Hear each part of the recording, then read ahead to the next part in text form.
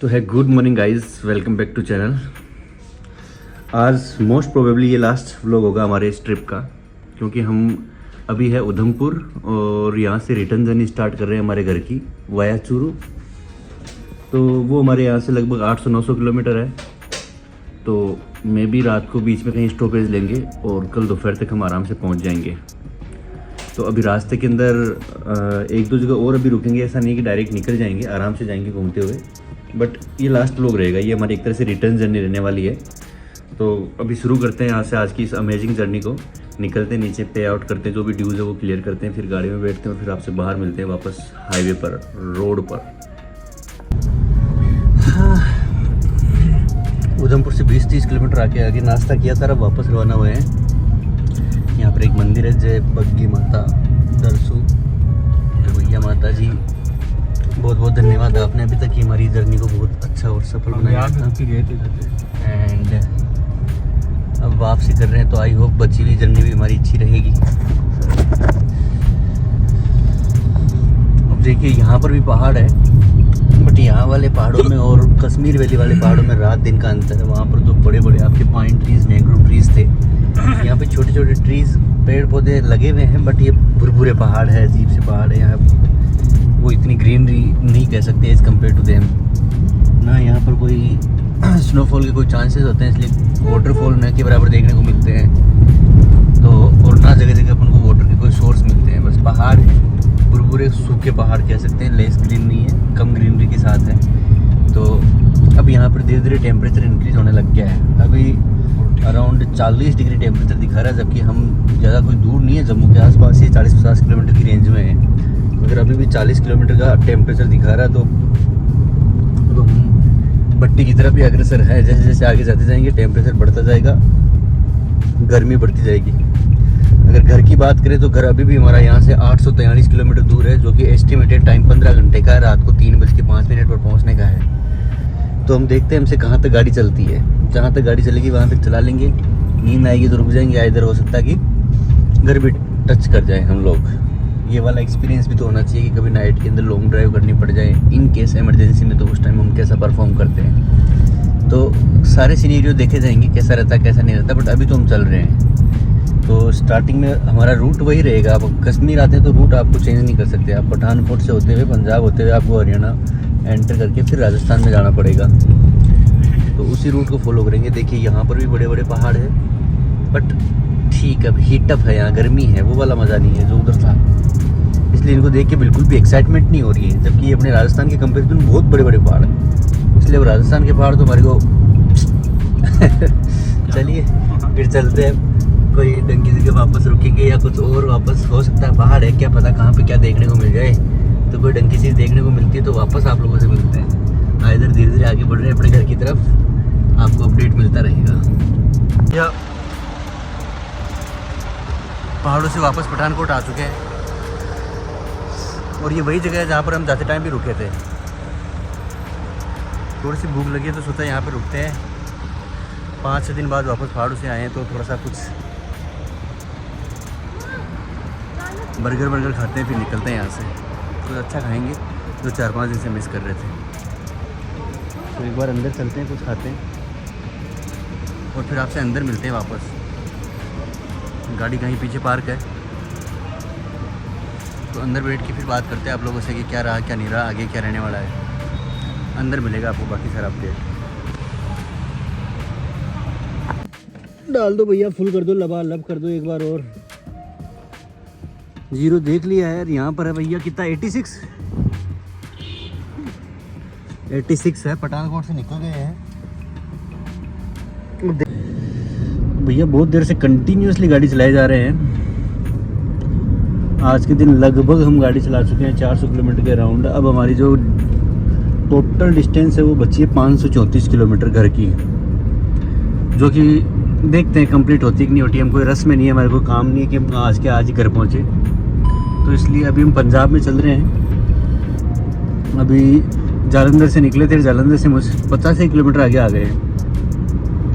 एक बार हिसार में रुकने का प्लान है।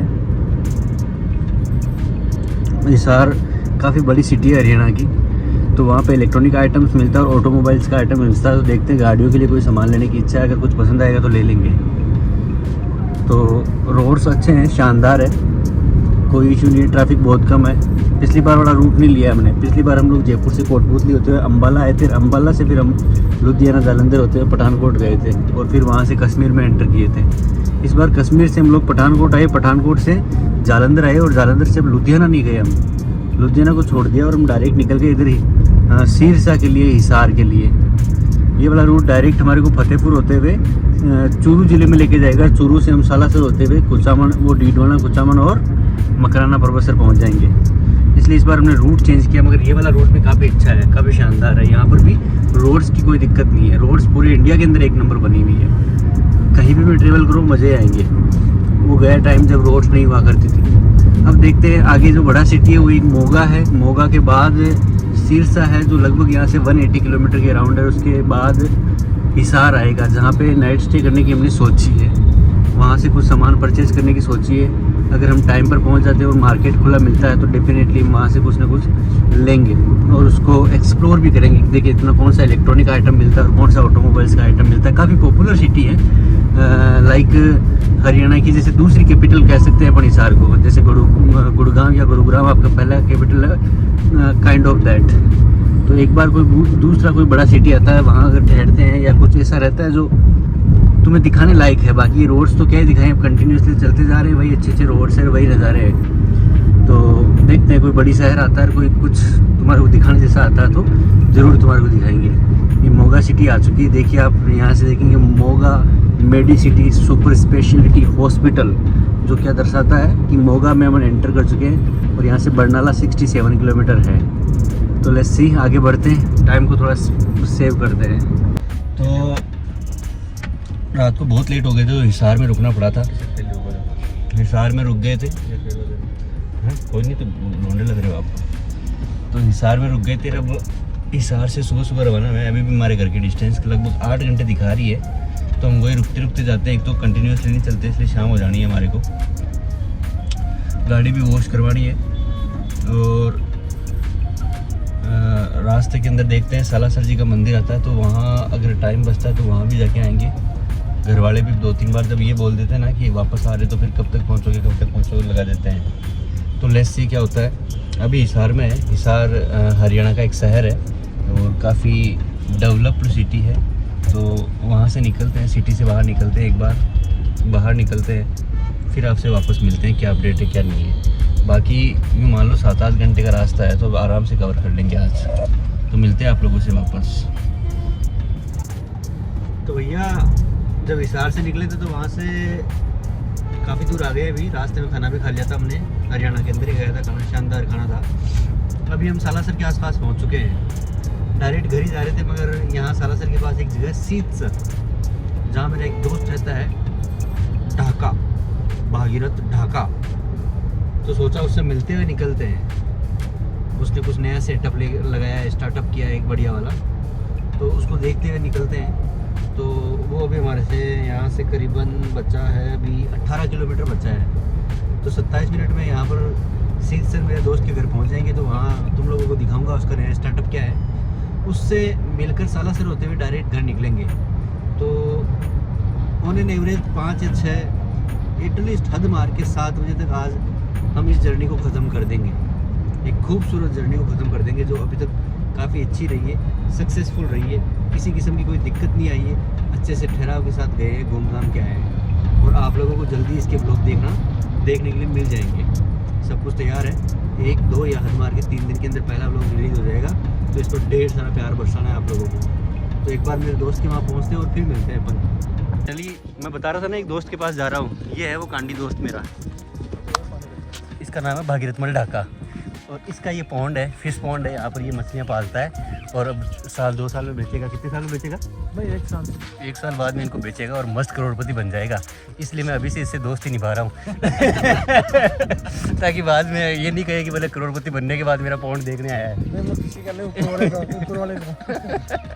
ऊपर वाला मेरा। तो हम बाहर मछली अभी आपको बैक कैमरा करके पूरा डिटेल में दिखाऊंगा एक बार। कितना बड़ा फ़ोन लगा रहा है यार, इतना बड़ा मैं कौन सोच यार। तो देखिए ये है वो इतना बड़ा पॉन्ड, और ऐसे कम से कम 3 से 4 पॉन्ड इसने अपने खेत के अंदर अरेंज कर रखे हैं। इसके लिए बहुत ज़्यादा इन्वेस्ट करना पड़ता है, बट आप खुद देखिए साइज़ से आइडिया लग जाएगा आपको कितना बड़ा फ़िश पॉन्ड है। इसके अंदर बहुत सारी कम से कम 1000 स्पीसीज़ है फिशेस की, और बहुत छोटी छोटी जो दिखती नहीं है, उनको सबको यहाँ ग्रो अप करेगा और फिर एक साथ एक्सपोर्ट कर देगा। अभी वक्त हो चला है वापस चलने का। ये देखिए ये वो जो फैन टाइप का होता है वो इसके अंदर जो लगता है वो है, जिससे कि क्या है कि पानी का रोटेशन होता रहे और जो नीचे पानी में मछलियाँ हैं उनको ऑक्सीजन मिलता रहे।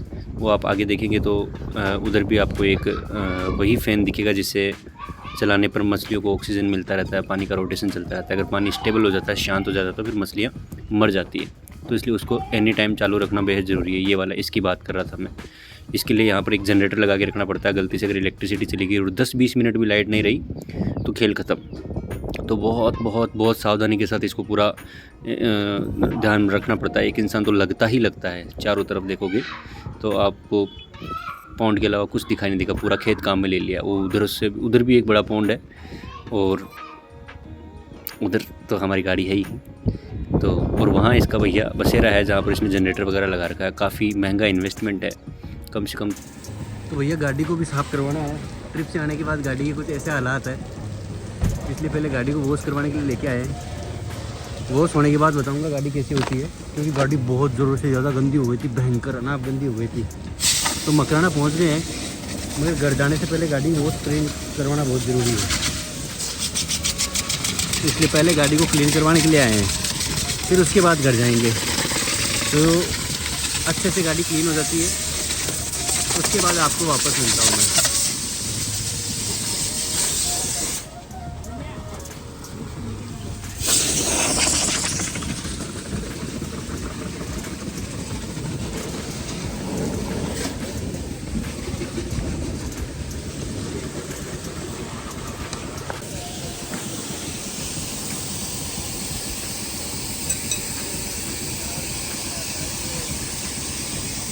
तो भैया अब जाके चमकेगी मेरी कार।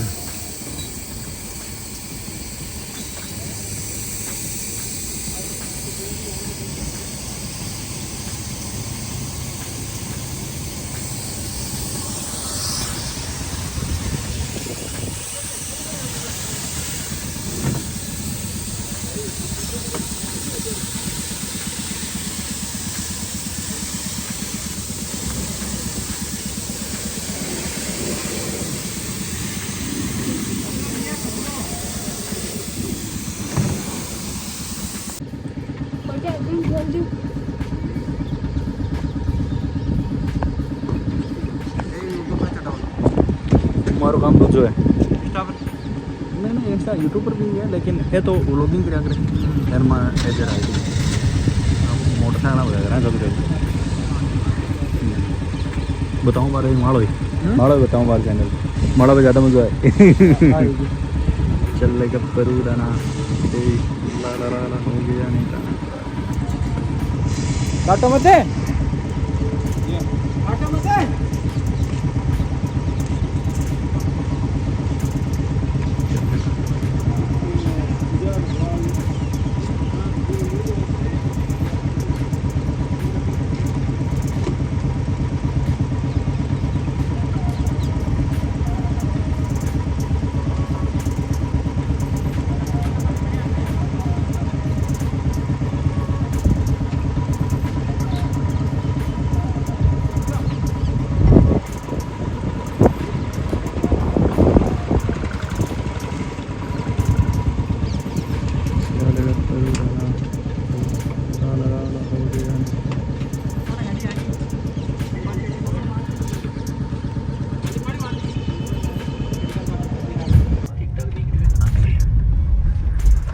तो गाइस फाइनली हमारा जो कश्मीर का ट्रिप था वो ऑलमोस्ट एंड हो चुका है। अर्जुन को मैंने उसके घर छोड़ दिया है, मेरे भाई को मैं भी छोड़ दूंगा घर पे। पर वो सर यहाँ से मुश्किल से 10 से 15 किलोमीटर बचा हुआ है, और इस ट्रिप पर हम जो टोटल चले हैं वो अभी तक हम चले हैं, देखिए मैं बताता हूँ आपको, 2700 किलोमीटर अभी तक चल चुके हैं। यानी ऑलमोस्ट 3000 किलोमीटर का ट्रिप हमने इस गाड़ी से किया है।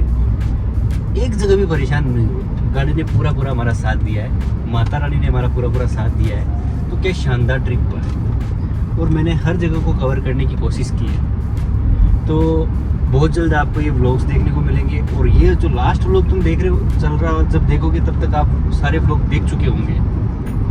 तो अगर आप लोगों को मेरी ये कश्मीर सीरीज़ पसंद आती है तो मुझे पूरा सपोर्ट दिखाइएगा। मेरे चैनल को सब्सक्राइब कीजिए, मेरे वीडियोस को लाइक करना, शेयर करना, उनको फैला देना अगर पसंद आता है कंटेंट तो। और अगर आप लोगों को ये भी जानना है कि हमारी जो कश्मीर सीरीज़ हुई है उसका टोटल बजट कितना रहा है, क्योंकि मैंने अभी तक मेरे एक भी ट्रिप का कोई बजट वीडियो नहीं डाला है। तो अगर आप कमेंट सेक्शन में ये डिमांड करोगे कि सर हमारे को ट्रिप का बजट भी जानना है कि कश्मीर अगर हम बाई कार जाके आते हैं, राजस्थान से हैं, राजस्थान में आप अजमेर जानते होंगे, राजस्थान में मखराना जानते होंगे, वहाँ से हमने ट्रिप स्टार्ट किया था। तो अगर बजट का वीडियो जानना है तो मैं अलग से तुम्हारी डिमांड पर बजट का वीडियो बना सकता हूँ कि इस ट्रिप पर हम लोगों के लिए टोटल कितना खर्चा हुआ, कहाँ होटल सस्ते हैं, कहाँ होटल महंगे हैं, कहाँ पर खाना कैसा है कैसा नहीं है, कहाँ रुकना चाहिए कहाँ नहीं रुकना चाहिए। ये जो इन्फॉर्मेटिव वीडियो है वो मैं आप लोगों की डिमांड पे बनाऊंगा। इसको अभी मुझे इसे रिक्वायर्ड लग नहीं रहा है। बाकी मैंने मेरा कंप्लीट जितना जहाँ घूम सकते हैं वो सारी चीज़ें मैंने अच्छे से रिकॉर्ड की है और वो आप लोगों को देखने को मिलेगी। तो ये मेरी कश्मीर सीरीज़ की एक फाइनल क्लिप है और अब हम एक इस सीरीज़ को, इस ट्रिप को एंड करते हैं, ख़त्म करते हैं। आई होप आप सब लोगों को पूरी की पूरी सीरीज़ अच्छे से पसंद आई है और तुम अगर मुझे मोटिवेट करोगे, सपोर्ट दिखाओगे तो मैं ऐसे ढेर सारी ट्रिप्स करता रहूँगा और आप लोगों तक पहुँचाता रहूँगा। और ये मैं कई बार बोल चुका हूँ, मेरी हर ट्रिप के एंड में बोल चुका हूँ और आज वापस फिर बोल रहा हूँ कि मुझे मोटिवेशन डेफिनेटली तुम लोगों से चाहिए, सपोर्ट तुम लोगों का चाहिए, बट मैं इतने जल्दी रुकने वाला नहीं हूँ। ये मैंने पहले से प्लानिंग करके ये शुरू किया है कि मैं इसको लंबा लेके चलूँगा। तो ये चीज़ें तो आपके पास आती रहेंगी, बस आपको कंटेंट पसंद आता है तो सपोर्ट दिखाएगा, कंटेंट में कुछ कमी रहती है तो वो मुझे बताइएगा ताकि मैं उसमें सुधार करूँ। तो अब हम पहुँचने वाले हैं घर, तो इस ट्रिप की जितनी भी वो व्लॉग्स थे उनको ख़त्म करते हैं, ट्रिप को एंड करते हैं। गाड़ी ने बहुत अच्छा साथ दिया। अभी आप देखा होगा आपने एक दो क्लिप पहले कि कितनी गंदी हो गई थी गाड़ी, फिर हमने उसको कितने अच्छे तरीके से वॉश करवाया। अब जाके गाड़ी को सुकून मिला है, सांस मिली कि हाँ चलो ठीक है, वरना बहुत ज़्यादा गंदी हो गई थी, मेसी हो गई थी। तो इस चीज़ का हमने ध्यान रखा है क्योंकि गाड़ी को भी पैम्पर करके रखना बहुत ज़रूरी है। अगर ये अपन को इतना अच्छा साथ देती है, इतनी दूर तक लेके जाती है, घुमा के लाती है, तो गाड़ी को पैम्पर करना भी मस्त है, जो कि हमने किया भी है। तो अब हम हमारी सीरीज़ को ख़त्म करते हैं और जल्द ही आपसे कोई दूसरी ट्रिप बनेगी तो उसके अंदर मिलेंगे। तब तक आप मेरी सीरीज़ का आनंद उठाइए और अब सब अपना ख्याल रखिए, ज़िंदगी में अच्छा करते रहिए, अपने माता पिता का ख्याल रखिए। Till then peace guys, peace, bye.